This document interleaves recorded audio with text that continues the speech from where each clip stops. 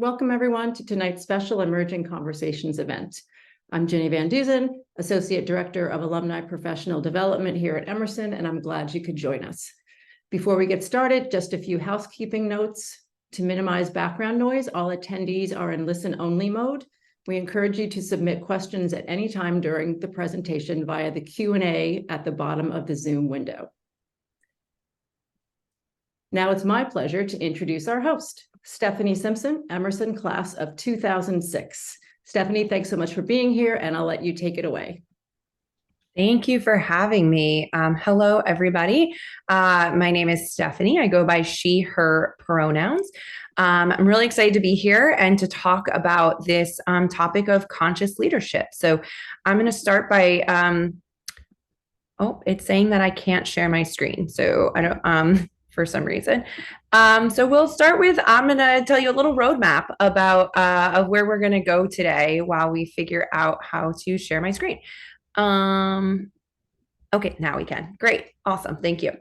As I get this settled, today we're going to talk about conscious leadership, not just on how to unlock the potential in yourself, but also the potential in others in your life. And one of the things I really encourage everybody to think about is how you can use this in all aspects of your life, both professional and personal. And that leadership, whether you are a formal leader or informal leader, we are all leaders of our own life. And so the concepts and the frameworks that we are going to go through today are applicable to anybody and everybody. So a little bit of how today is going to go. We're going to start with a grounding practice. My work comes from a holistic perspective, and I always love starting with this grounding practice where we can shift from whatever we were doing. Oh, I don't know what just happened. You guys can see me, but my screen, the share went away. Okay. Okay, I'm going to share again. Hold on 1 second, everybody.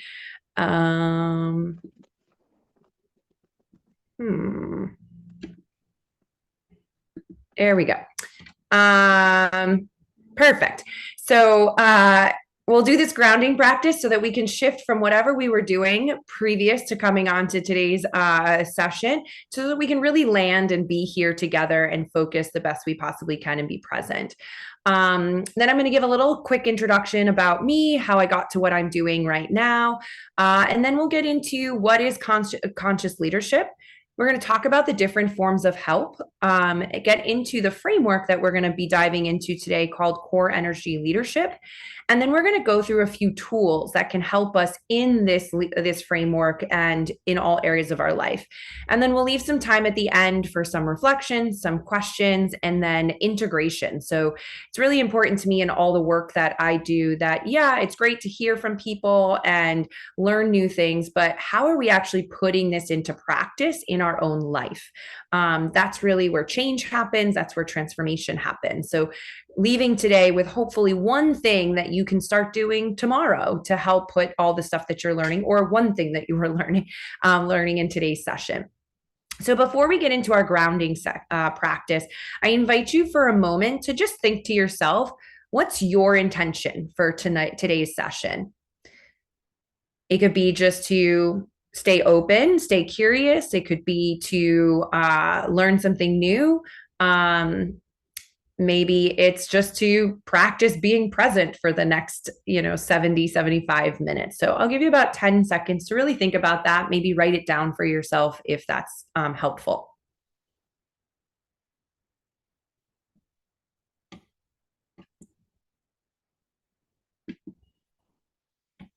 All right, so let's start with this grounding practice. So I invite you to take a posture that feels comfortable to you. If it feels comfortable and accessible, you can close your eyes. If that's not feeling comfortable right now, you can just drop your chin, take a soft gaze, and shift your focus to your breath. No need to change anything right now about your breath. Just notice the inhales and the exhales.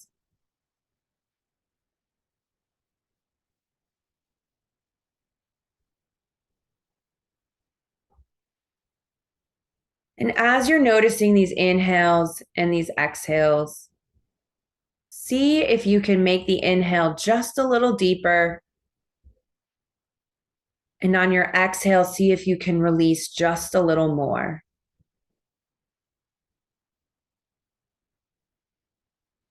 And then identify one area in your body that you notice some unnecessary tension. Maybe it's your jaw, maybe it's the low back, maybe it's your shoulders or your chest. And see if on your exhales, you can release that tension just a little.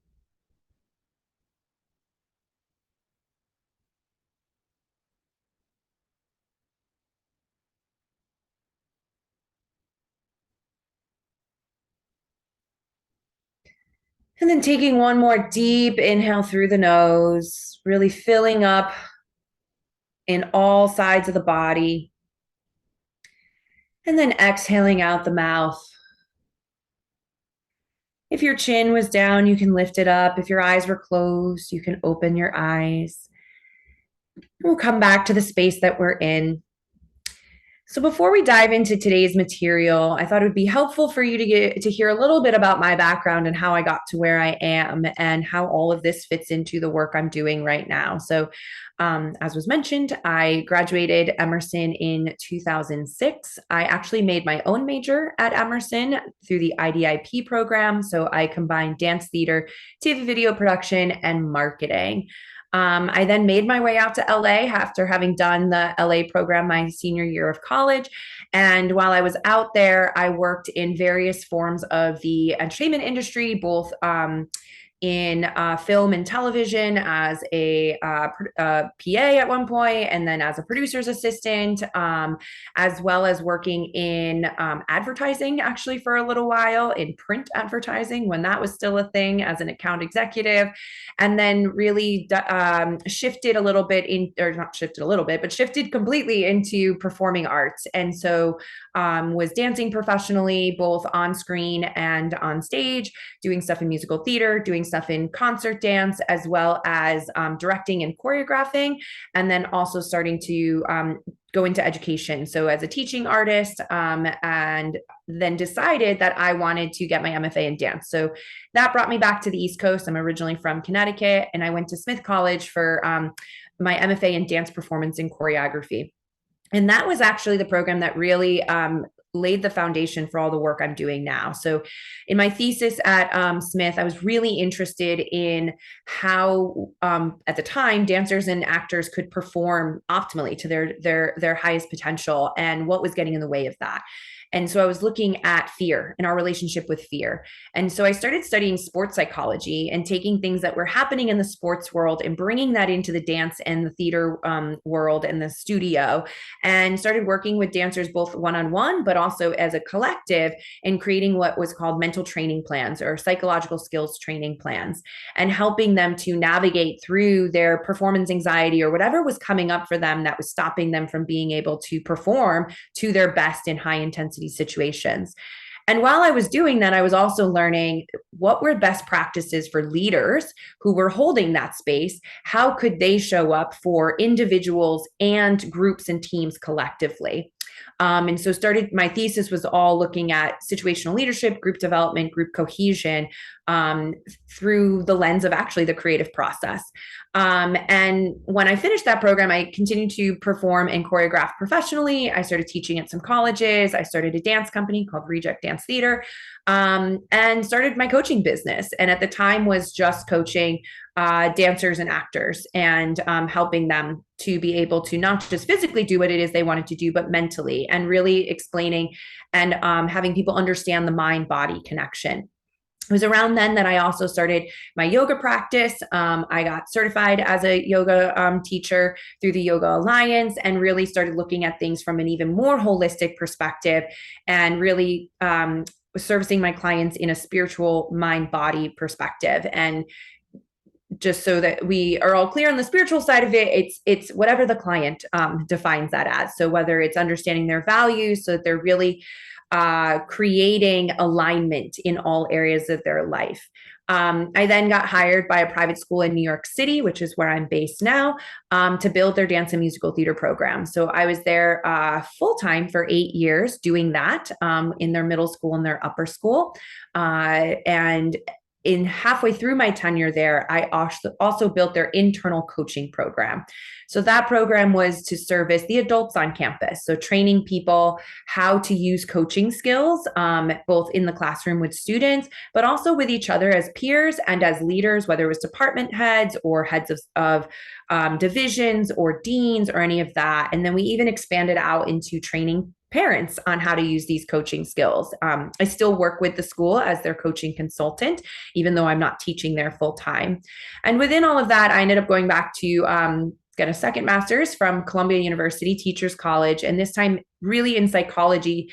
They have a wonderful program that is a clinical psychology program with an emphasis in spirituality, mind, body. So I got to continue that work that I was doing and then really focus it into organization. So did a lot of work in their org psych program and their adult learning and leadership program. And I was focusing that time on stress, in our relationship with stress, and how can we shift it so that stress is working with us and for us, both in and out of the workplace. As I continued on that journey, I realized that coaching was really my calling, and then continued to expand my coaching business. That's what I do full time now. I am an ICF certified coach at the PCC level. And currently I'm on faculty at John Jay College as an adjunct there, teaching stress management, building out their faculty student well-being initiative at times, as well as now working with my own clients and a bunch of other coaching companies in partnership with them. And I still have my dance company, as well as a lot of other creative projects that I'm working on right now, because all of that work informs each other. And I am a podcast enthusiast, always looking for new recommendations there. And in about 7 years ago, ventured into the world of running. So that has been a big part of my life for the last 7 years, and will continue to be. So that's a little bit about me. Today, we're going to focus in on conscious leadership. So a lot of the work I do with clients, both individuals, organizations, and businesses, is how are we training our managers and our leaders and individual contributors on being the best that they can be, right? And so a lot of that has to do with empowering people to be their best leader. And also, how are we creating systems that are helping to create sustainability within the workplace, right? So kind of trying to minimize the burnout. And a lot of that comes to how is our leadership showing up for each other, for themselves, and for their teams. So here we go. Let's define conscious leadership. So conscious leadership is the process by which a leader becomes radically responsible, self-aware, and focuses on building a culture of we rather than a culture of me. So if anybody is familiar with Dr. Brené Brown, I definitely am a big fan of hers. She talks about this concept of power over and power with, right? So power over is really that culture of me and doing things by force and having a lot of consequence and a lot of stress is involved in that. When we get into the framework, it's a very level 2 mindset to be in. Whereas the power with is building a culture of we, right? So how are we partnering together? How are we supporting each other? How can we look at this with a growth mindset, or look at the options in a solution-oriented focus? So power of we helps us to, it is, in order to do that, we have to start with us, right? So many times I will be brought into a company where, a team is maybe having some trouble and they're like, we need to get this team to work better together and be more productive and all of that. And I will always then say to the leader, okay, and where are we starting with you? And sometimes I'll get this stare of like, well, what do you mean? It's the team. Well, the team is a reflection of the leader, right? And so it actually starts with the leader. So whenever I'm working with a team, I need to be working with the leader as well. Sometimes that's in collaboration with the team. Sometimes that's in addition, depending on how they want to go forward with that. So I assume everyone is here tonight to understand how they can be the best leader they can be and what that means for you on what this means about consciousness, right? So consciousness, again, many definitions out there, but basically, how are we creating more awareness for ourselves?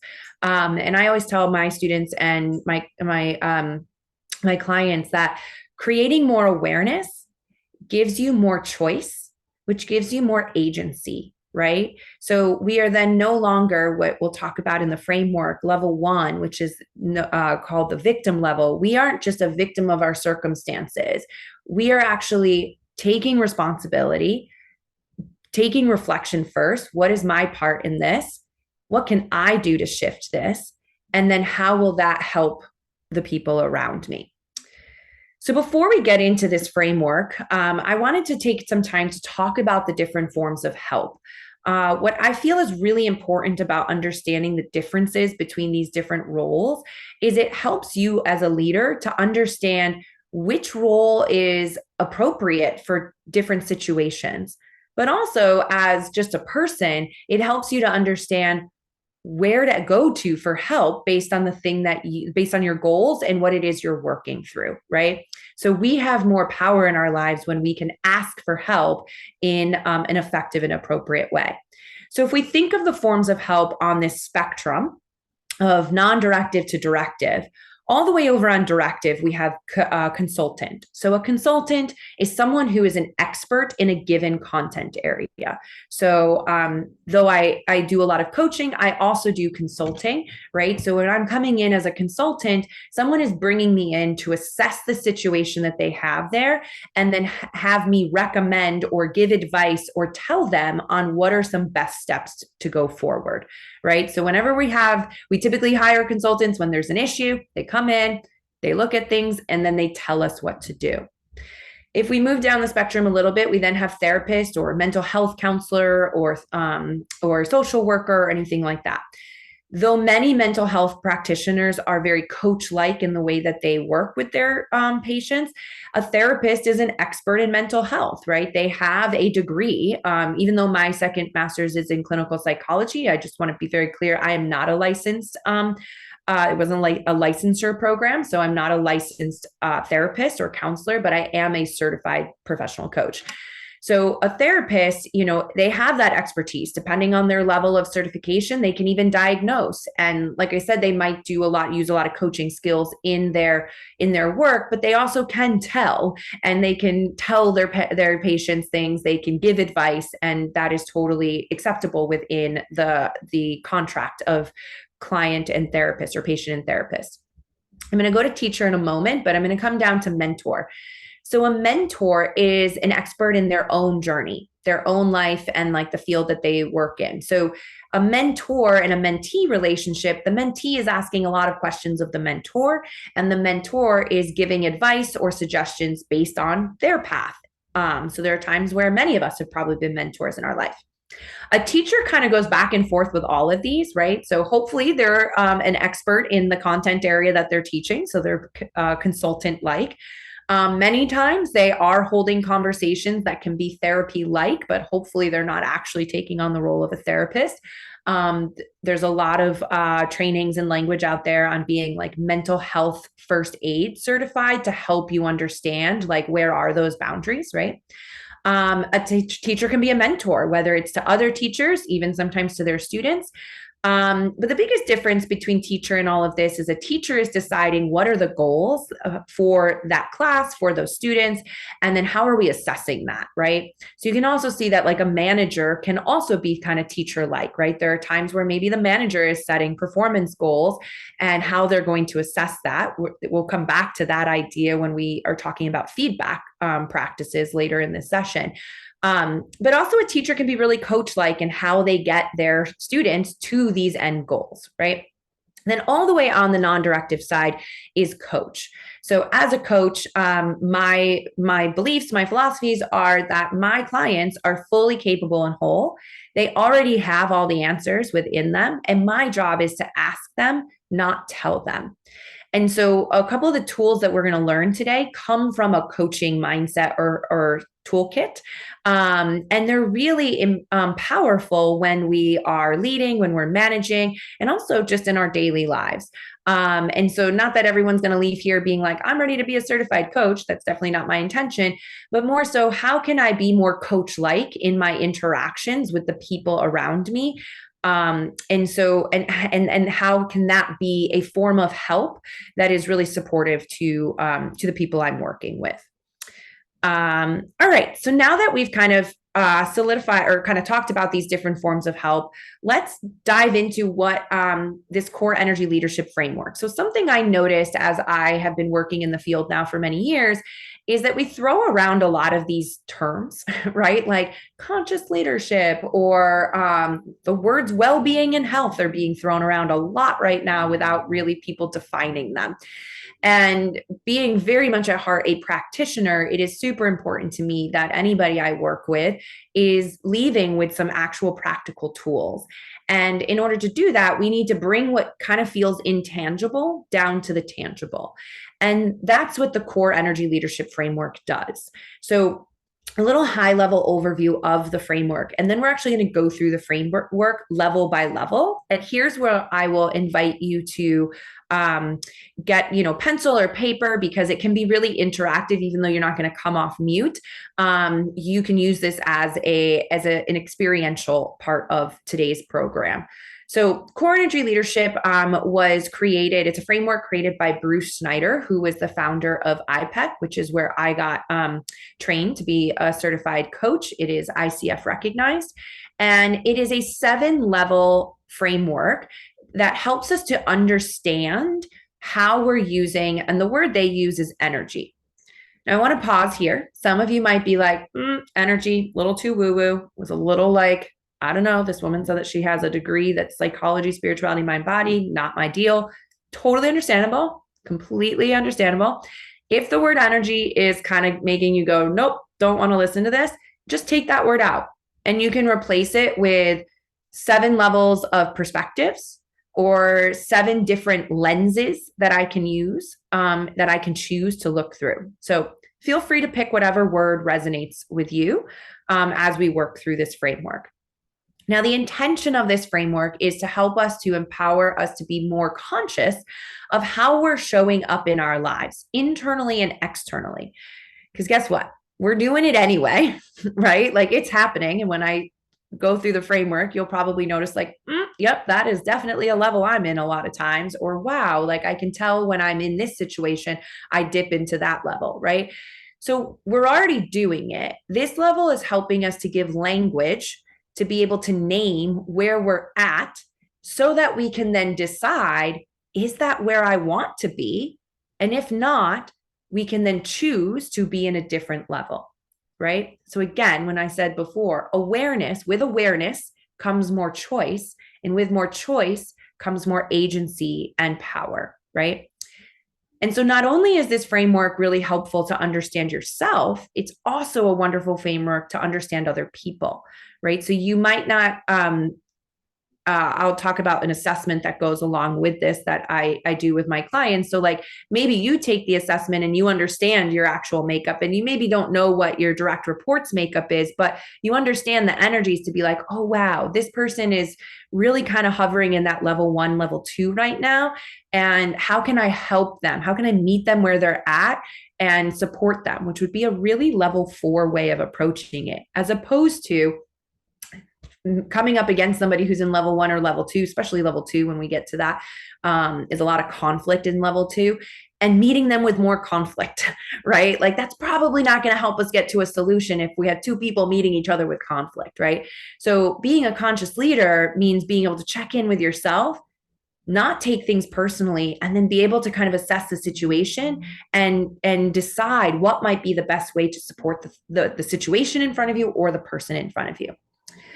So 2 of the things that we're going to talk about in terms of like languaging is catabolic energy and anabolic energy. Again, if that word energy is like problematic to you, no worries. You can say catabolic hormones and anabolic hormones. Those are not things that Bruce made up. Those are actual hormones in our body. Catabolic hormones, as we'll talk about in a moment, are the stress hormones, whereas anabolic hormones are the hormones that help us activate and optimize our systems. You'll see here something called the ELI. So what I really love about this framework is there's an actual assessment that you can take that shows you and measures how you're accessing these current levels, 7 levels on a good day, on a regular day, but also when you go into your stress cycle. So if you remember, my thesis at Columbia was all about stress and stress management. So when I found this, I was like, this is amazing. Something that's a little challenging when you're trying to pitch coaching to people is, a company's asking like, well, how do you measure, your return on investment? And here's a wonderful way to do it. So what I love about this assessment, unlike other assessments you might be familiar with, like Enneagram and DISC and not necessarily strengths finders, but Myers-Briggs and all of that, those are all personality-based assessments. The ELI is an attitudinal assessment. So again, because we get to choose where we want to be when we start recognizing when we're in these levels, we shift the way that we're showing up internally or externally. So we're shifting our attitude. So this assessment can change over time the more that you start working on yourself and implementing these tools and changing the way that you see yourself and the world around you. Personality assessments are not bad. I think they're really great in a lot of ways, though they can be really limiting, right? I had a client the other day tell me that like her company does a ton of assessments and she actually was feeling really frustrated by it because even though she was getting this feedback from these assessments, they were all personality based and she felt like they were putting her in a box. And that because she didn't really love some of the boxes she was being put in, she felt really stuck, right? So then we use this framework to help her look at it in a different way. And, how can you look at feeling stuck in that box as a moment of growth and opportunity? So we'll talk a little more about the assessment once we go through the entire framework. But before we get to the levels, let's talk about what we mean by catabolic and anabolic. So catabolic here on the left side of the screen, those are the hormones that are associated with the stress cycle. So you might be familiar with hearing fight, flight, or freeze. The word fawn might be new to many of us, but fawn is the 4th F that has come up on the market over the last few years. So fight, meaning like when we perceive this threat. So the other thing with stress is it starts with a stressor, which is a perceived threat, right? So notice how I use the word perceived. We can change what we perceive to be threatening, right? We can change our viewpoint on that. And if we change what we perceive to be threatening, then guess what? Our relationship to stress completely changes, right? So that's, again, what this framework is going to help us do. So when we have that stressor, that perceived threat come, our body goes into the stress cycle. And so what it does is it releases catabolic hormones, cortisol, adrenaline. It literally tears down everything in your system so that all you can do, literally all you can do, is focus on getting to safety. Because what your body thinks it thinks it's in danger, right? And so the things that it's going to try to do is either fight back, run away, freeze/play dead, or fawn. So fawn is what, in a more colloquial way, would say like people pleasing, right? Making sure that everybody around you is okay so that you're mitigating the chaos so that everything stays like manageable, right? Now, where fawn can be really problematic is if you're always managing the chaos around you, you are probably not taking care of your own needs. And when we are in that activated cycle, the stress cycle, we are activating what's called our sympathetic nervous system. So the energy is always going out, right? And if the energy is always going out, then that's going to lead over time to burnout. It's going to lead to illness. It's going to lead to disengagement. It's going to lead to being tired all the time, frustrated, overwhelmed. We are not designed to have cortisol and adrenaline running through our systems all the time. Now, having said that, there are times where we very much want and need our stress cycle to kick in, right? It's that our brain is designed to be scanning for all these threats all the time. The challenge is, are some of these things that it's scanning and saying this is a threat, are they actually threats, right? Like for most of us, no longer is a bear a threat, right? Depending on where you live. But our brain might be thinking, okay, threat now is someone not responding back to an email when we think they should respond, or social media has been kind of a problem in the sense of creating anxiety around like, how come no one liked this? Or, I work with a lot of adolescents, and a lot of things that come up with them is like having access to their friends all the time and then realizing they didn't get invited to something, right? And so like that the brain looks at as like a threatening situation, which at the time maybe feels really weird or really real, but it's not actually, doesn't need to be a threat, right? So hopefully that was an example that made sense. On the flip side, we have anabolic hormones. So anabolic hormones are associated with optimizing our systems, allowing us to be able to tap into our creativity, to be able to see opportunities and solutions. So again, if we're in the stress cycle, we literally are just so narrow focused because all we're doing is trying to get to safety. And a lot of times we're trying the same thing over and over and over again, and it's not working, which is just creating even more stress, right? So if we can recognize when that's happening, we can pause, we can breathe, maybe do the exercise we did at the beginning of today's session. When you breathe and pause, it helps you to shift your nervous system into what's called the parasympathetic nervous system. So that is all the energy coming in, the restoring, the rebuilding, the rejuvenating, all of that, which then helps us to go, oh, I am safe, I am okay. And then all of a sudden we have the ability to see all these other opportunities around us so that we can create a solution or we can try something new. And the more that we're able to tap into that, that's going to foster more engagement in our life, more satisfaction. It's going to allow us to tap into joy more often, which then leads to more sustainable happiness and flow, which we could do a whole session on flow, but we will not get into that today. So it's important to know these distinctions because that's how we are going to categorize some of these levels. So let's jump into the framework. So I am a big Disney person. So you'll notice that in each of these levels, there'll be a Disney character that I chose that shows elements of this, of the level. Now, I will say before we get into this, every level is present in us at all times. Like there's a little interplay that does a little dance, but there's always a level that is more prominent at different points. And these levels can be both internal and external.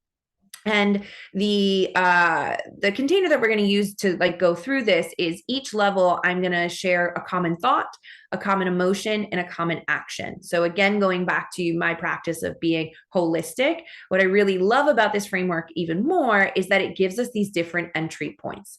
So maybe we're not able to name what we're feeling and the emotion we have, but we are noticing these reoccurring thoughts that are happening. And if we can be aware of those thoughts and be able to then place it on the framework, then that gives us that tangible place to go, oh, here's where I'm at, right? Or maybe we're noticing some actions or behaviors that are happening, whether from ourselves or others. And then we can use that as a way to see where we're at on this framework to help us dive in, right? So there's so many ways that you can entryways into the framework in each level, as well as ways to shift out of that level or to a different level if you so choose. The other thing I'll say before we get into it is you don't have to work your way up like a ladder, right? So if you notice you're in level 2 and you're like, oh, this is not where I want to be right now. This is not maybe the most effective level to be in. And then you go, I really would like to be in a level 4 or 5 mindset. You don't need to work through level 3 and level 4 to get to 5. You can actually just jump to 5. And we'll talk about different tools to be able to do that. There will also be a reflection question at the end. And then most importantly is to remember that for each of these levels, they are not positive or negative. There are disadvantages and advantages for all of them. So those aren't written on the slides, but I will share what they are verbally. And this is being recorded and will be living in Emerge. So you can go there later and watch it again. I'm very well aware that there's a lot of information, and taking a very level 6 perspective, I'm confident that each of you will leave with at least one thing that resonates with you. So don't go into it feeling like you have to understand everything by the time you leave here. Just let whatever resonates with you be the thing you walk away with. So let's start with level 1. So I call this the Eeyore level. Level 1 is our lowest level. right? Our lowest lens, our lowest perspective, it is the lowest level of consciousness. And so therefore it's associated with high levels of stress and judgment, and therefore catabolic hormones. So some common thoughts when we're here: I never win. Why does this always happen to me? I'm feeling really stuck. I don't know. Kind of that woe is me, like Eeyore with that little cloud and rain cloud over his head all the time, even though it's really sunny in the 100-acre woods. And when we're thinking those things, many of the emotions that may come up are like fear, worry, guilt, embarrassment, self-doubt, right? Apathy, like I just don't even care about this, which then can lead to actions of disengagement, numbing out, right? Like emotionally and mentally, anxiety, low self-esteem, and just feeling really hopeless. So some disadvantages, right, are like if we're numbing out, whether that's like emotionally, mentally, or even in a physical way, like we're not engaged in our life, right? And so then our satisfaction levels are probably really low. Our joy levels are probably really low, all of that. In a work sense, if we're disengaged, we can't perform to our best because we're disengaged. We don't care, right? But then we can also feel really stuck there and not know how to move forward. Now, you may be thinking, well, what are the advantages of level 1? Well, the advantages of level 1 is when we're in these levels, like they actually help to garner support, right? When you go through something really devastating or a loss of some sort, level 1 is incredibly appropriate and necessary to be in order to go through a grieving process. I have some clients where like they won't allow themselves to feel level 1. And that's actually the work that we need to do, is how can you be okay with feeling level 1, right? That I always say emotions are energy in motion. Emotions are neither positive or negative. They are just information. And so, yes, maybe there are some emotions that we are allowing ourselves to feel more than others. But if we're not allowing ourselves to feel all of them, they get stuck, right? Because they're not moving, they're not in motion. And when they get stuck, it then becomes that stress or that internal distress, which is the bad stress, because there's actually good stress, which is called eustress. Level 1 can also help us for not taking responsibility for things that are really outside of our control, right? And being able to know that like there are things that we can't control, and that's okay. And sometimes things just happen. So I'm going to take a little pause here, partially so I can get a drink of water, but I invite you to think about, when does level 1 energy show up for you in your life? And feel free to write that down. And again, it can be an internal thing or an external thing. And I'll give a little example of how it comes up in my life sometimes, though I've been working through this, is especially when I really took the leap of leaving my full-time job to scale my business. I was doing a lot of like business development and outreach, right? Putting myself out there all the time, sending emails, pitching to clients, all of that sort of stuff. And I then had a lot of anxiety when I wouldn't get responses back from people. And I would replay some of these things over in my head over and over again. I would reread emails being like, oh my God, I probably shouldn't have said that word. Or, oh my God, like I really should have changed that language there. And that's why they're not responding to me, right? And so it created this self-doubt, worry. Worry is like a rocking chair. You keep moving back and forth, but it ain't getting you anywhere. There was a lot of fear, right? I had to take a break after a while because I was starting to get like low self-esteem around it. And a lot of times I realized it was because I was putting this unnecessary timeline on it. And the more that I could get out of myself, right, get out of my own head and realize like, oh, people are busy. They're doing their own thing. They don't think I don't have something to offer. They're just can't get back to me right now, right? Because then I would find out that somebody would email me maybe a week and a half later, right? So that's one way that it shows up for me.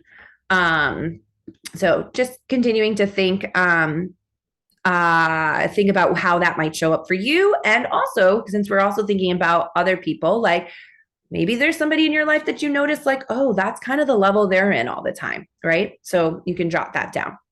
So let's move to the next level. So the next level is level 2, the fighter. So here we have Scar.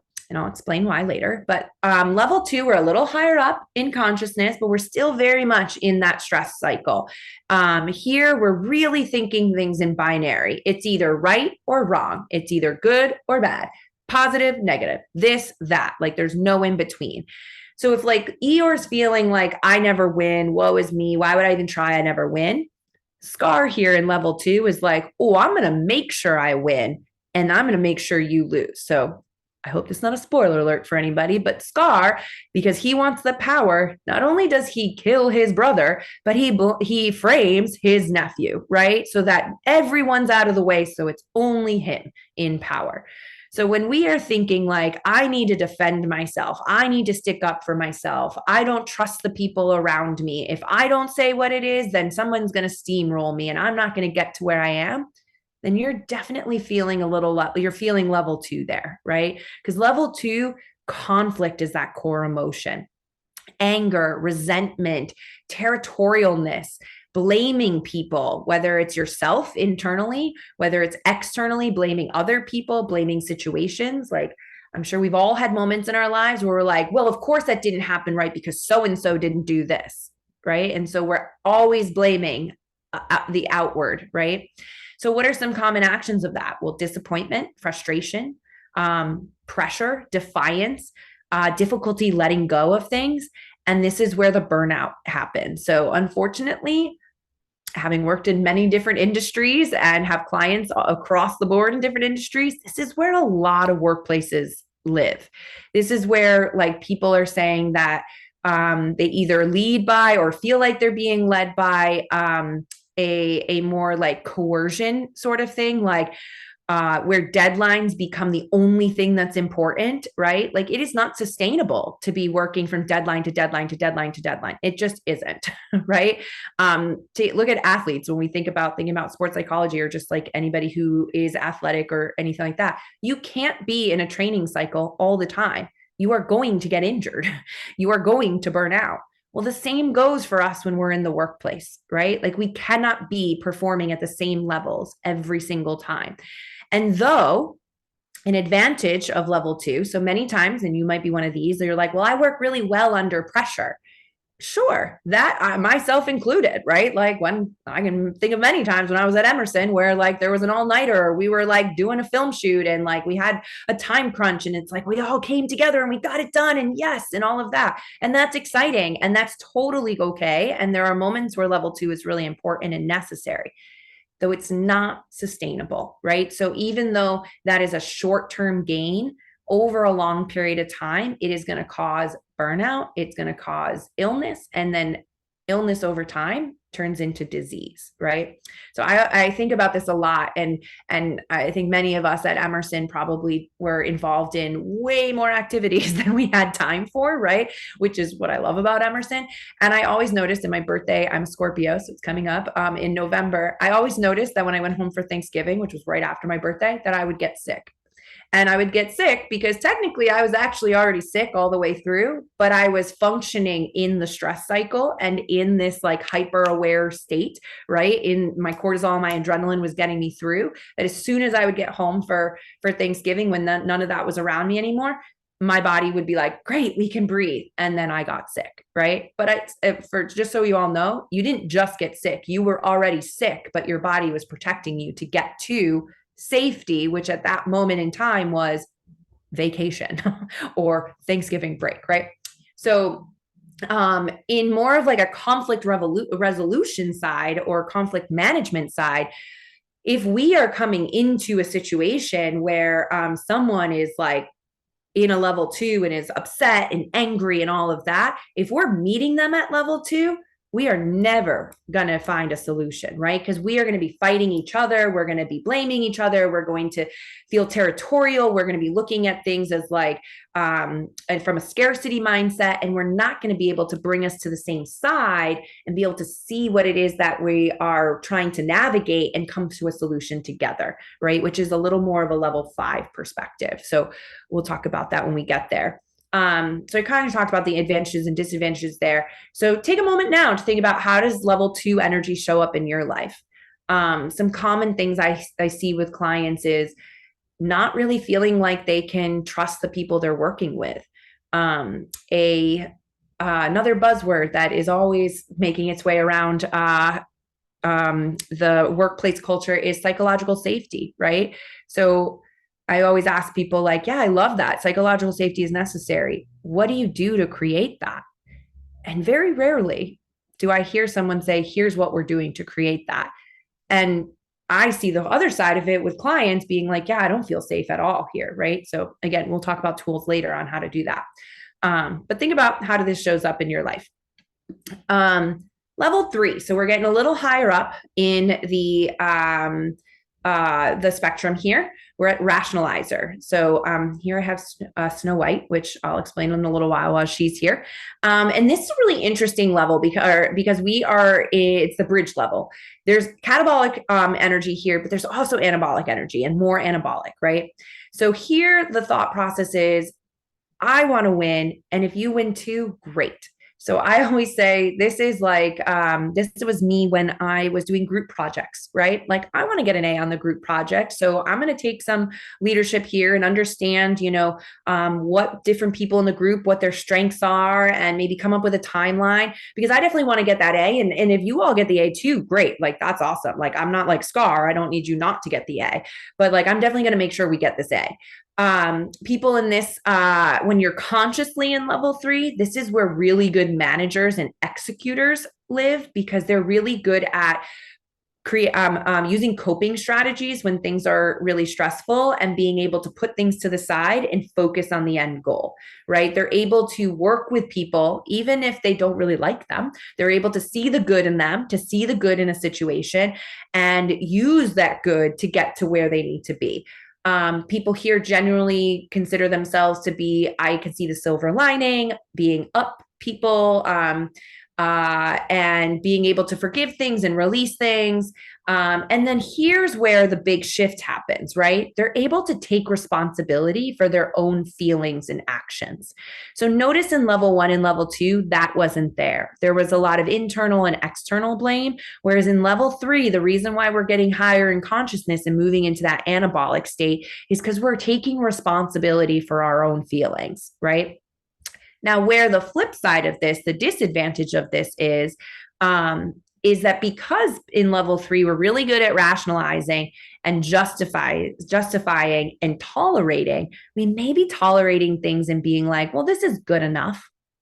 And when we say things are good enough, we're not actually giving attention to the underlying things, the things that are making us frustrated or the things that are making us feel like upset. I see this a lot in teams when you are working to that finish line, right? And maybe you are having to use some level 2 energy to get there, but they get to the end of the project. They've used coping strategies to focus on the end goal, and they get there. Yay, we did it. And they don't take the time to go back and really debrief on what worked and what didn't work, and how can we change what we're doing next time to shift what didn't work. Right. And so when we don't take the time to do it, guess what? The next time, the same thing's going to happen. And now people are going to get really frustrated. Level 2, they're going to get annoyed and burnt out, and they're probably going to get disengaged, which is level 1. Right. The other thing about level 3, and so I see this with a lot of like individual clients, is being like, I don't really feel inspired and engaged at work, but you know what? It's good enough. Like it's not hard and I make good money. Sure. But know that like what's happening at work is also going to infiltrate your personal life. Like we aren't able to actually separate the two. You are the same person. So if you're feeling depleted at work, that is going to show up into your personal life. Same with your personal life is going to show up into your professional life. And so knowing when it's time to be like, yeah, well, what is it that's holding me back? Why am I not taking that leap? Well, a lot of times it's fear, right? Fear of the unknown. And so how can we shift our mindset to be like, actually, I deserve to be, valued more at work. I deserve to take a chance on myself to help get us out of that level 3. So if we're using level 3 consciously, it can be really effective and it can help us move into those higher levels. If we're in level 3 by default, like, oh, this is just the way we always did it, or it's good enough, it can bring us back down to level 1 and level 2. So you'll notice that the questions here, when does level 3 actually serve you and help you move forward? And when is level 3 actually holding you back?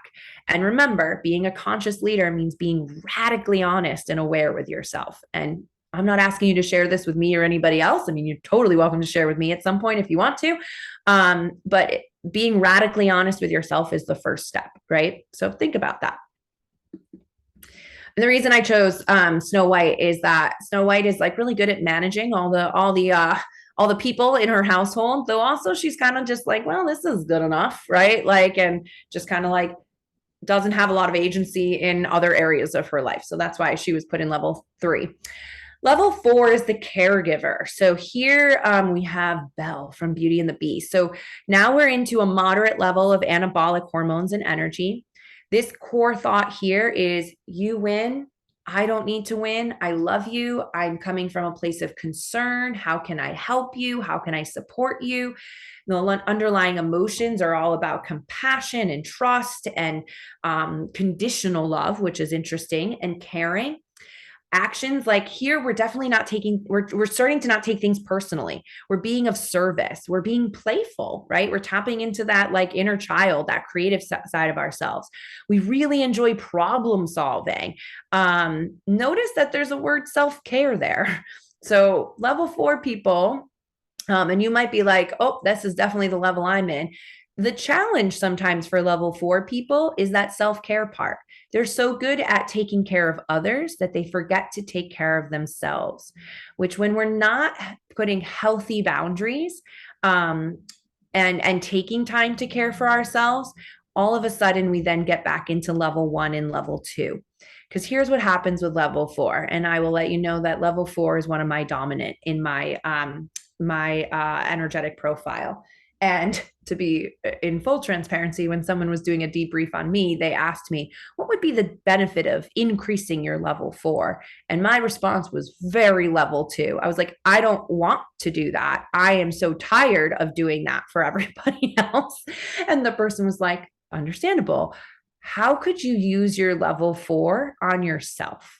And I was like, oh, that's an interesting thing to think about. And I was like, I don't know, because I was so used to doing things for everybody else, partially because part of my identity was attached to me being the problem solver, me being the fixer, me helping other people, which, yes, comes from a really great place. Though I also had to be radically honest with myself and being like, part of it, though, feels like if I don't do that, then people won't need me. And then who am I? Who am I in relationship to them?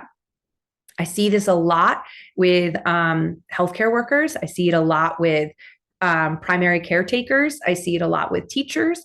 And it's an interesting place to be because, of course, we want to come to everything with love and compassion and all of that. And yet some of our highest, most effective leaders, level 4 is not the highest bar because they're really good about putting boundaries around that. One of the questions I asked myself a lot of times is, how am I defining help? If I'm defining help as fixing people's problems, then I'm always fixing people's problems. And is that really helping them? Right? So thinking about this in terms of being a manager or a leader and having direct reports, if you're always fixing the problem and telling them what to do, guess what? You're always going to have that problem because they're not empowered to problem solve themselves. And so now all of a sudden you're always overwhelmed and you're frustrated because you're like, why are they not getting this? I don't understand why they're not getting this. And so you're getting into level 2, right? And you're so overwhelmed and depleted, you're in level 1, right? So really understanding what are your boundaries? How can you advocate for the help you need? Going back to the forms of help spectrum, which ones do you need? Who can you go to for that?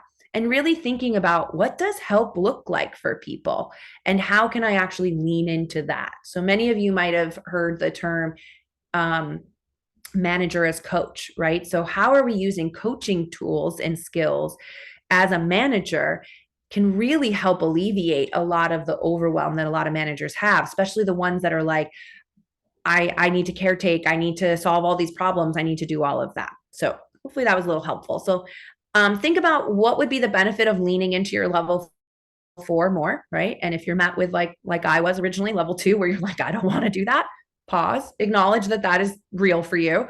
Though what could that look like, right? And then what would be the benefit of decreasing your level four? Where is maybe your level four just leaking a little too much? All right, we're going to go a little quicker in some of these so we can get to our tools at the end here. But level 5, we're at Collaborator. And I could do an entire course on breaking down Toy Story in terms of energy levels. So I don't know, maybe Emerson can hire me to do an adjunct course on that and how that works with leadership. Because even though at his core, Woody here is a collaborator, very quickly into the movie, he goes way down to level 2 when, again, spoiler alert, everyone, when Buzz comes on the scene, right? He goes like, oh my gosh, like I'm now not Andy's favorite. I need to get rid of this guy. And what does he do? He kind of pulls a Mufasa and he like pushes him out the window, right? And then he realizes, oh, no one else likes me anymore. What do I need to do to move forward? He has a lot of level 1 moments. And then it's not until he kind of goes back to his primary level 5 collaborator that he collaborates with with Buzz for them both. At times he has to be level 4, right? When Buzz is like, no, I'm not good enough either. And he has to be the caretaker and like the cheerleader there. And it's when they start working together that they actually make it back and all of that. So again, if you haven't seen Toy Story, I just kind of spoiled it for you, but great movie still. So level 5, this is high in anabolic energy and is used by many effective leaders. And so you'll notice here that no longer are we thinking of things in the binary, right? So if we go back to level 2, very binary. Level 3, also kind of binary, right? Like what's the right way to do this? How are we getting there? How are we putting things aside so we can get to the right answer? Level 4 also has binary thinking because we're looking at things as a problem. We're looking at it as something that we need to solve, right? Also with level 4, you might, if you're like, I don't know where I'm at, if you're the person that everybody comes to with problems because they trust you, which is a good thing, and maybe you give good advice and you're good at solving problems, you're probably high in level 4. And therefore also taking on a lot of unnecessary drama and stress because maybe they need to figure out how to deal with their problems on their own. Level 5, we're no longer seeing things in the binary, right? So we don't see things as problems. We see things as opportunities, right? We see things as, what am I learning from this? And how can I take what I'm learning from this opportunity and use it in the next opportunity? In that win framework, level 1, Eeyore, I never win. Level 2, Scar, oh, I'm going to win. I'm going to make sure you lose. Level 3, Snow White, like, I'm going to win and I hope you win too.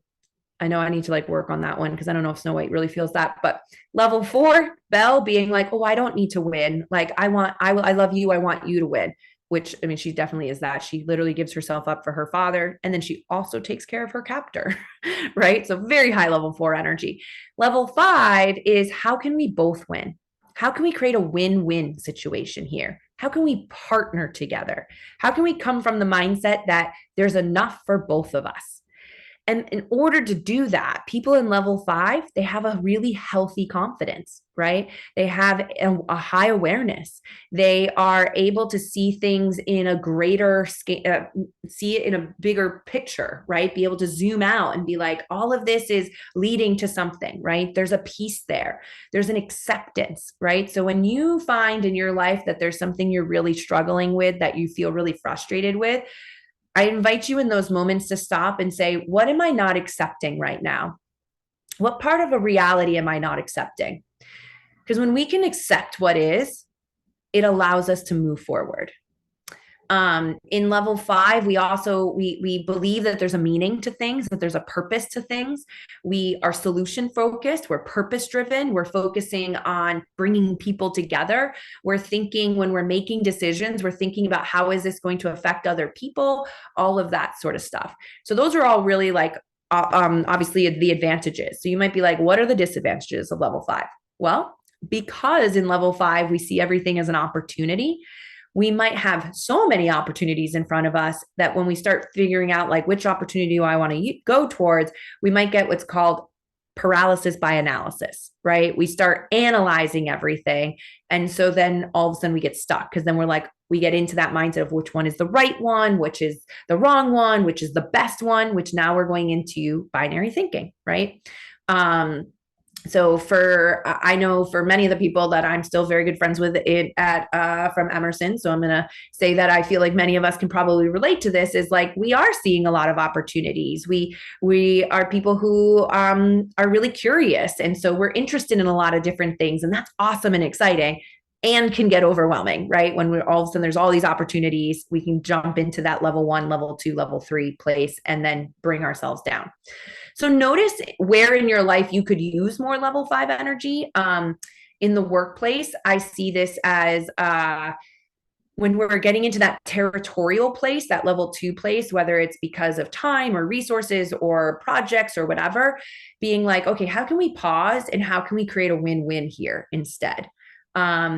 This is a great tactic for negotiating. So we're in performance review time, everyone. Happy times, right? Some of you may be hoping for, a promotion or being able to negotiate a salary bump or an increase.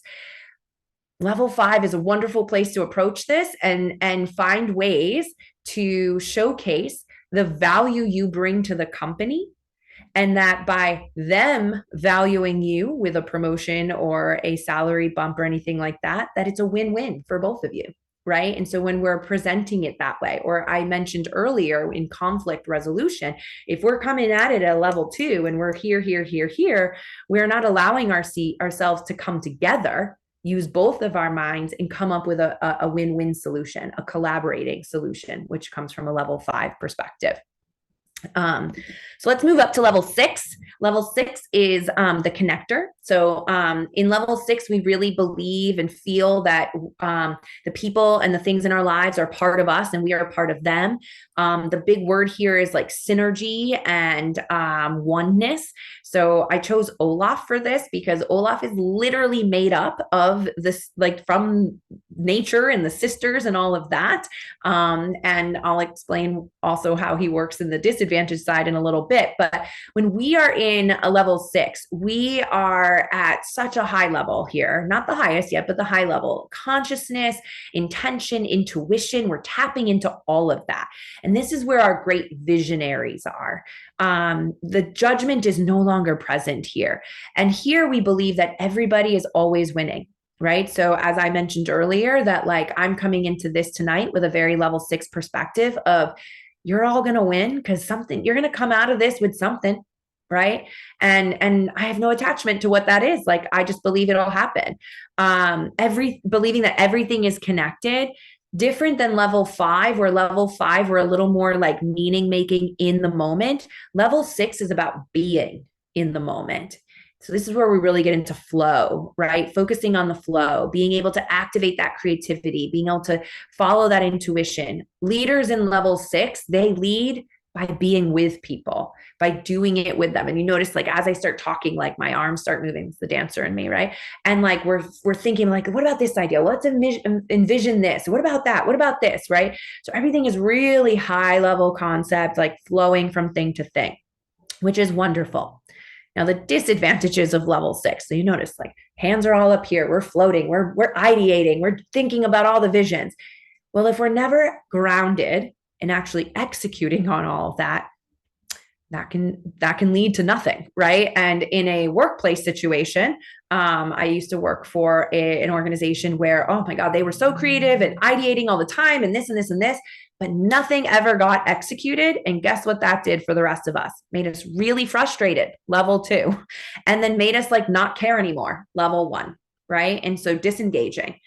So here, where this framework can work with teams, and I do this a lot with teams too, and get a team profile, is there are some people on your team that are probably really easily access their level 6. And so maybe they, take ownership of brainstorming and ideating and visioning and all of that. And then there are maybe people who are really strong in level 3. So maybe there's a time where they then take over to go, great, here's our vision. Now, how are we executing? Right? What do we need to do to get this on the ground and get this moving? Because if we just stay in level 6, we're all floating. We may feel like people may look at us as like not being in touch with the world, being really aloof. We might take too many risks, right? Because we're like, no, everything's going to be fine. We're always winning. Like, it's all in the whole, focusing on the whole, all of that. And so maybe then we take too many risks without kind of balancing what's happening like on the ground. So why Olaf also is there is like, what does Olaf love? He loves warm hugs. He wants to be connected. But if he got a warm hug, what's going to happen? He's going to melt, right? So think about some ways that you tap into your level 6 energy. Maybe that is whatever creative process you have. Maybe it's really good conversation with friends. Maybe it's dancing or singing, whatever it may be, writing, all of that. But how do you tap into that level 6 energy?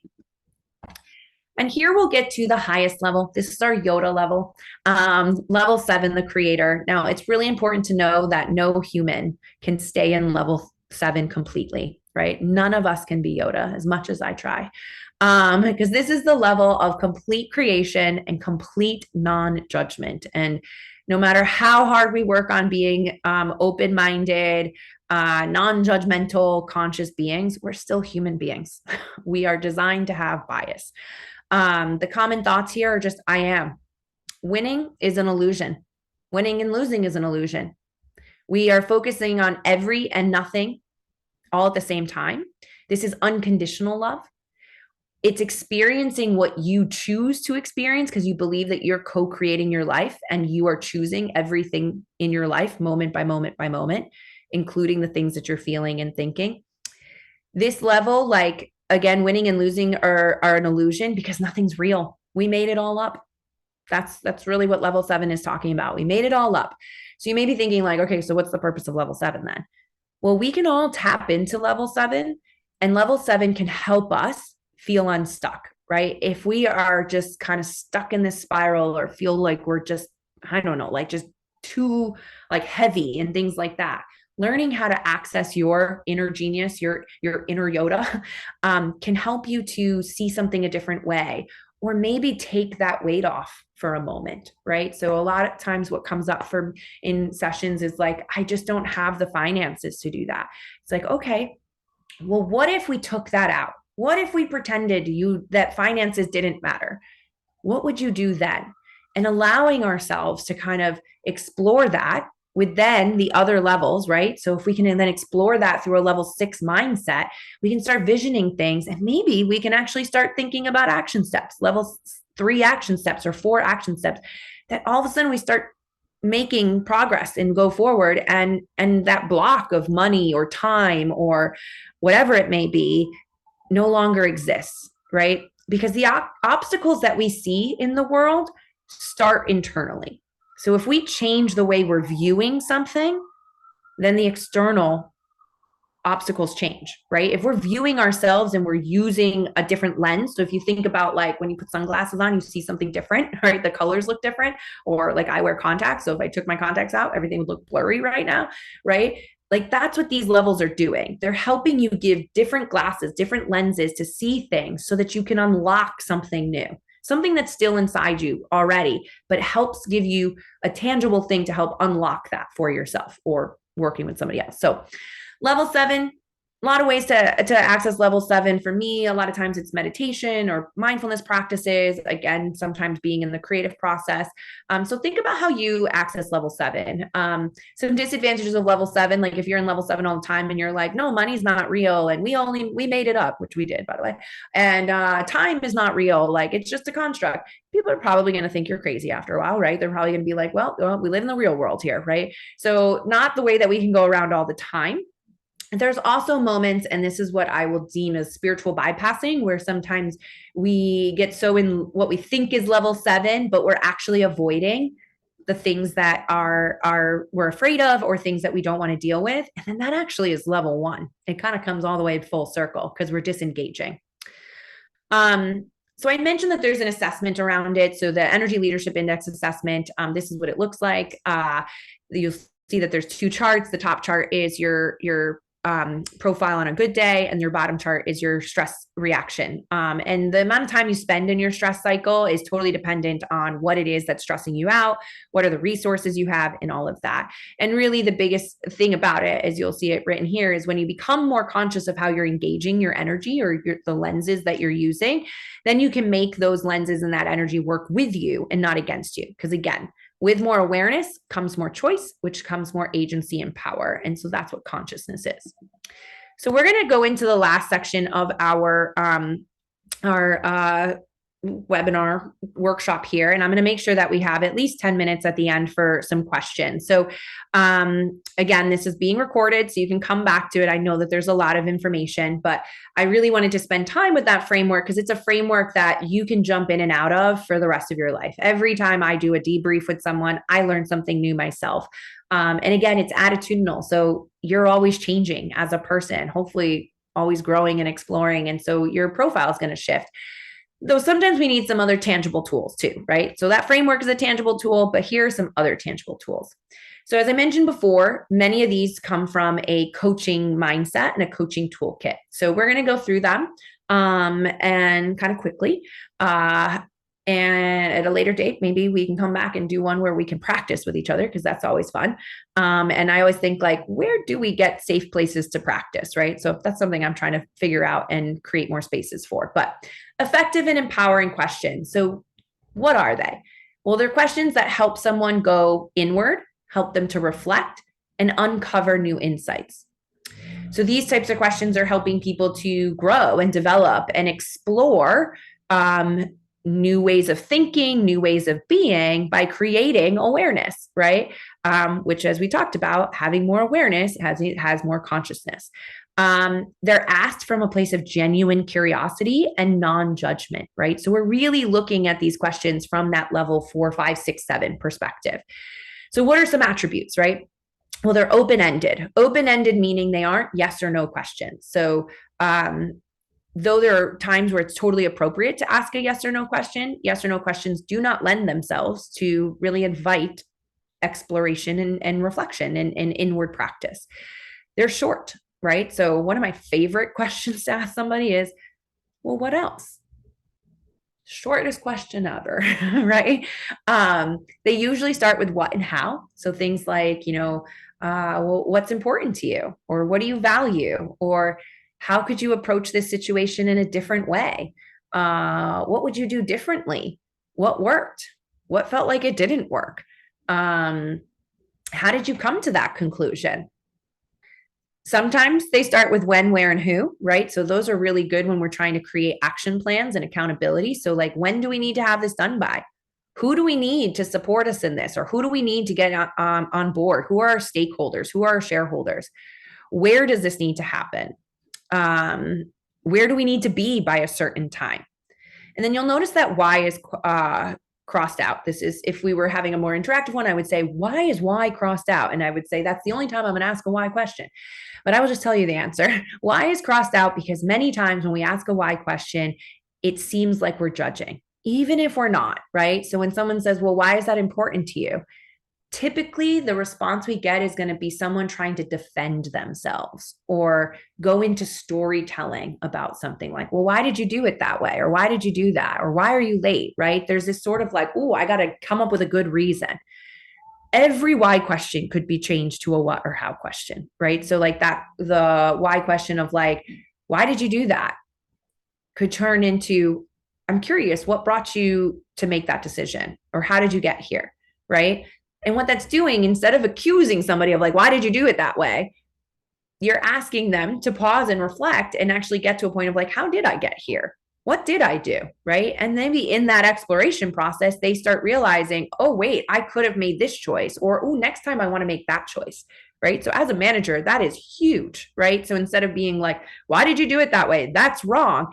Just asking like, how did you get to that place? Or like, what brought you to make these decisions can help them to uncover it for themselves. So in order to ask effective, empowering questions, we also need to be listening in an engaged way. So I call these the 3 M's of listening. The me listening is the chatter in our head, the internal thoughts. We're human. They're always going to be there, right? It's also the attaching to somebody else's words or their story. So we are not effectively listening when someone's telling us a story and we're like, oh my God, that happened to me too. Or, oh, I can't wait till they finish so I can tell them my advice on this. Or, I'm really hungry right now. Or any of those sorts of things, right? That is me listening. We are no longer focused on what the person is saying in front of us. And again, we're human. We all do this. So how do we come to become more engaged, effective listeners? Well, we can focus on what we call micro and macro listening. So micro listening is a narrow focus. It's the focus on the person's words, what they're actually saying, and then using those words in their response.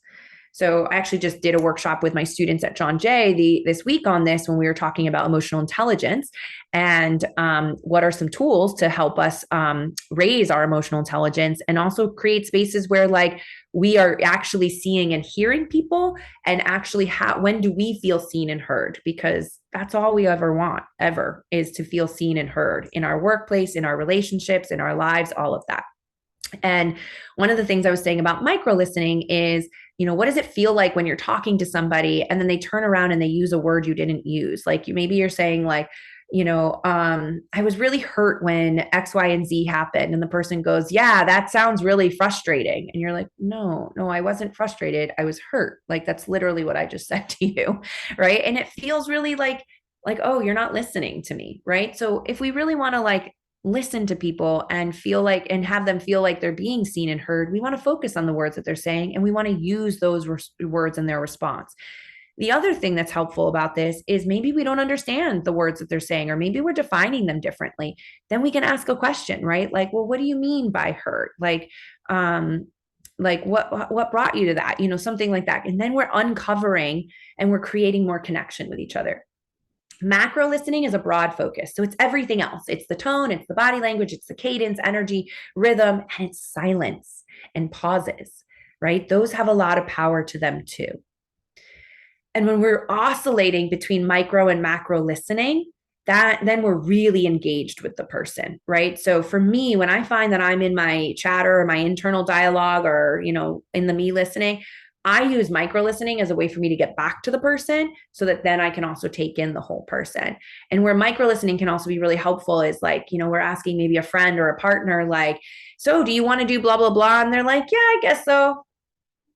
Like, okay, they're saying, yeah, I guess so, but they just crossed their arms and kind of like shrugged their face. And it's like, oh, I noticed you crossed your arms. Like, it's okay if you really don't want to do that. Like, I want to do something we both want to do, things like that. So we're really taking in the person in their totality. If you're working with like a direct report or in your workplace and you notice that like you ask a question and someone really, it takes a long time to respond to it. Well, maybe just asking like, I noticed that there was a really long pause there. Like, what's up? What's coming up? I'm here to listen, things like that.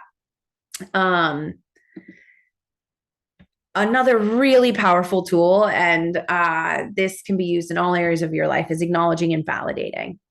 In coaching, we always, at least the way I got trained, is everything we did was to acknowledge and validate first before we ever asked a question, before we ever mirrored anything back to our clients.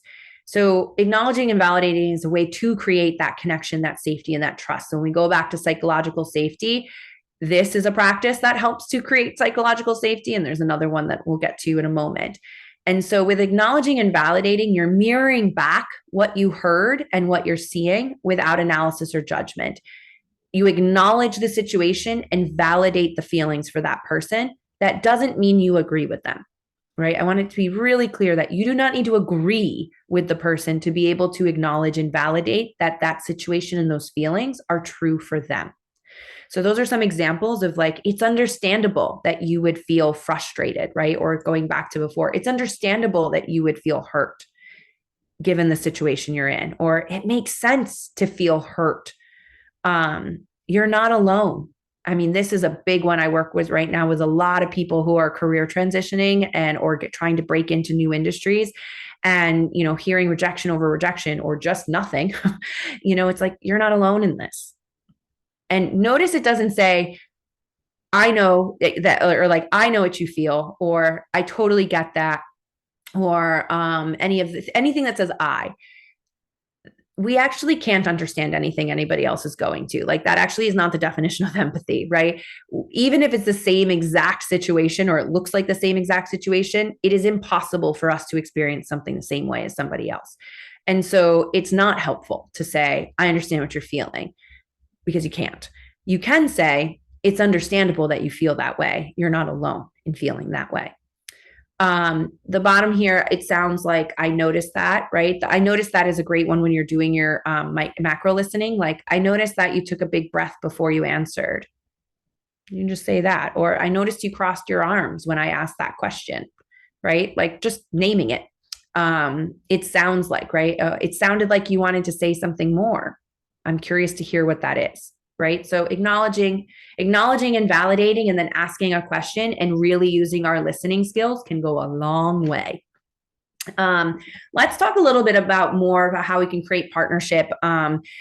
This exercise I do with teams and also just one-on-ones, called partnership agreement. And so what's really powerful about this is it's helping you to get clear on how you want to be with each other before you do all the doing with each other. So it's different than norms or expectations. It's really about how do we want to be as humans together, and how are we defining partnership. And partnership is people participating and committing to being 100% to the group. So I always ask these questions. What do you need from the group in order to show up fully? And what are you committed to giving to the group? Partnership is about giving and receiving.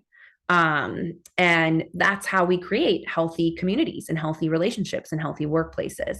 I'll give a quick little anecdote. I did this with a team a couple of years ago, and it was a smaller team. So I had them each write out what it was that they need and what they are committed to. And all of them said communication. And so then I went around, and using effective and empowering questions, I asked them, what does communication look like in practice? What are examples of good communication? And it was really interesting to hear the varied responses, and responses that were actually in conflict with each other. And so we were able to talk through, especially the ones that were in conflict with each other, and then from there created norms and expectations for the team so that everyone knew what good communication looked like and what the protocol was in terms of making sure everybody felt acknowledged and validated when it came to certain things. And so because we took the 10 minutes, 15 minutes to do that, we actually prevented unnecessary stress and conflict and confrontation down the line. So super important to do. Also really helpful to do when you are building rapport with, especially if you're a manager, with your direct reports, right? So that you can actually do some effective feedback, right? So when we think about feedback, effective feedback involves trust and safety and partnership, right? So partnership agreement is one of those that's going to help us to do that. Also vulnerability and curiosity. So feedback should be a conversation where both parties are invested in growth and development and what support looks like. It also should be ongoing. It's not just a one-time thing. A conscious leader, they share not only what they're noticing by using, acknowledging, and validating and all of that, but also asking how they can be part of the growth plan, right? How can this approach and this mindset also is empowering the employee to take ownership of their own development and their own growth, while also feeling supported and encouraged by their manager because they have a partner. So some things to consider: highlighting strengths and what is working, identifying opportunities for growth and development, right? So I just got off a call with somebody right before this, a client, where we were talking about feedback, and this idea of like constructive criticism was like a way for us to like pretend that like criticism was good. I don't know. That whole language never like worked with me. But effective feedback, if feedback is looked at as always a learning opportunity, then there isn't a positive or negative to it. Feedback is just, from a level 5 perspective, is opportunity to learn and grow, right? Acknowledging and validating what is working, and then identifying where the challenges are, being transparent, being open about that, inviting the employee to identify what their goals are, and then partnering on a plan with them to fill those growth gaps, right? So what are the skills that are necessary? Many of you might be familiar with like a skills first approach. So how are you defining that? What partnerships or relationships do they need to build? Where are there some stretch projects for the person so that they can fill those gaps? Getting clear on how you're measuring their success is super important, helps people to feel safe because they know how they're going to be measured in performance. And then partnering on what accountability looks like, right? And then asking, what does support look like from you? for them to be successful. And then setting up times to check in and a timeline for this so that you create that feedback loop. In order for us to actually get into the flow cycle where we're doing our optimal performance, we have to have regular feedback. It cannot be a one-off sort of thing. So I kind of lied because I said I was going to give us 10 minutes, but we do have a good 5-6 minutes. And I'm willing to stay on a little longer if people want to for our questions. And then these are just some questions for you to think about. You can write them down and think about these afterwards so that you can really think about how you're going to put your insights from today into an action step that you're committed to go forward. So questions. Hi, Stephanie, it's Jenny. Hello. So we have a question that came in, and I think this is reflective of the fact that we have a lot of, we have people here tonight from a lot of different points in their careers, which is great. So here's a question: what entry-level positions will set a recent grad up for leadership roles? Great question. Any position, I think, can actually set yourself up for leadership roles. It depends on how you are, how you're navigating that role, right? So, if you're thinking about where you want to get to in terms of a leadership position, finding a role that allows you to connect with other leaders, right? I would say more so strategy wise, once you get a role, an entry level role, is understanding who are the key players in the organization, who are the key players in the department that you're in or the division that you're in. How can you build relationships with them? How can you find a mentor and a sponsor? So those are two different people. A mentor you're probably working with a little more regularly. And maybe is like a few years above you. A sponsor is someone who has access higher up in the organization, who maybe you're not meeting with as much, but is aware of who you are and the work you're doing, and can be at tables that you're not at and put your name out for things, right? So a sponsor is super important. And I know a lot of people have mentors, but they don't think about the sponsorship role. The other thing in terms of like leadership and management is about skills, and actually it's about people skills. And a lot of times the work you're doing in whatever your entry level role is not going to necessarily provide the training for that. I mean, there's a lot of managers that don't even get the training for that when they get promoted. So finding other ways to do that. So if your company has employee resource groups or anything of that nature, getting involved in those and taking a leadership role in those will help to get you more visibility in the company, help you connect with people that are in different verticals from you, and you actually will be having to use those skills of people management skills that you can then use when you're applying for other roles like manager roles. It's really kind of thinking about what you probably do at Emerson, right? Like you join and you maybe as a freshman join one of the organizations. I know I joined, I transferred in as a sophomore, but I joined, the dance company. I joined Musical Theater Society. And then I learned from all those people and I volunteered for things so that by the time when I was a senior, I was the one in charge of Equity Fights AIDS Week. And I was the one producing the dance company, right? And so it's about building relationships more so than what actual role you have, and being conscious about who you are and where are your blind spots and how can you fill those gaps and what skills you need. Hope that helped. Great. Here's an interesting question. Oftentimes I feel like I'm being read at a level 1 when I am approaching something at a level 5 as a result of my various identities, i.e. attempting to be collaborative and solutions-based and being read as abrasive or even mean. How can I successfully navigate that? Okay, I'm going to try to take all that in. So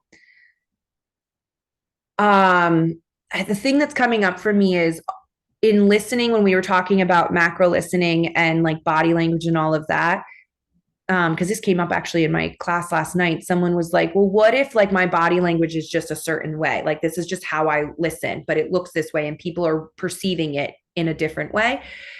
And to be a conscious leader is also to take inventory of yourself and like, what presence are you putting out there? Right. So that kind of came up as one thing, is like, because the language around people are perceiving me this way, I would almost invite this person to, and I acknowledge that this could be really scary, is to ask for feedback as to what it is that is eliciting that perception, right? Because, and take that feedback not personally, right? Because if we're really coming from a level 5, 4, 5, 6 perspective, we're not taking it personally. We're looking at it as an opportunity for us to grow. Because if our goal is to be able to collaborate with people and all of that, then we need to know these things. A little bit of what came up that I was confused by is if it's being perceived as combative and all of that, that's level 2. And I don't know how I'm a little like stumped, I guess the word that's coming, of like how level 2 and level 5 could be perceived one for the other. Like when we're in level 5, like we're not really saying no to things right away because we're like, yeah, okay, I want to hear that. How about this? Or what if we put this in with this and blah, blah, blah. Whereas level 2 would be like, well, we can't do that. Or no, that's not right. Right. And so maybe it's the words that sometimes people are using. Level 1, 2 is really disengaged. So that could be perceived as not caring, right? So I would invite the person to really think about, are they feeling level 1 internally, though they're trying to project out level 5? Because that's also something different, right? Like if internally you're feeling, I'm not good enough, or no one's listening to me, why would I even try, blah, blah, blah, then that's an internal level 1, which would mean that people may be perceiving that, but that would be different than I think what they were saying. So I would have to ask a lot more questions to get to give a better answer to that. But hopefully there was something in there that you could take as a nugget. Yeah, and this person could follow up with you. They can, which I'll put on the next slide. Here's how people can reach me. Feel free to email me. Stephanie Simpson Coaching is what I am on LinkedIn, Instagram, and Facebook. So you can connect with me in any and all those places. You can look at my website. It needs to be done and updated. If anybody knows how to do that, please reach out. But yeah. All right. Well, that's it for the questions, and the timing is working out perfectly. Stephanie, that was fantastic. So much great information in there, and a lot to go through and digest and hopefully put into practice. So I want to thank you for being here and sharing all of that with us. A big thanks to everybody who tuned in tonight. As Stephanie mentioned, if you have additional questions, you can reach out to her. We encourage you to reach out to her in Emerge, which is Emerson's online career community. The link is in the chat. And in a few days, all registrants will receive a follow-up email that will have a link to the recording of this event, which will be available in Emerge. We'll also have a link to a quick survey that we encourage you to fill out, because Stephanie would love the feedback, and we are always looking for suggestions for topics for upcoming Emerging Conversations events. And I put this in the chat as well earlier, but if you would like a copy of Stephanie's presentation, you can send me an email at emerge@emerson.edu. So thanks again for joining us, and have a great night. Thank you.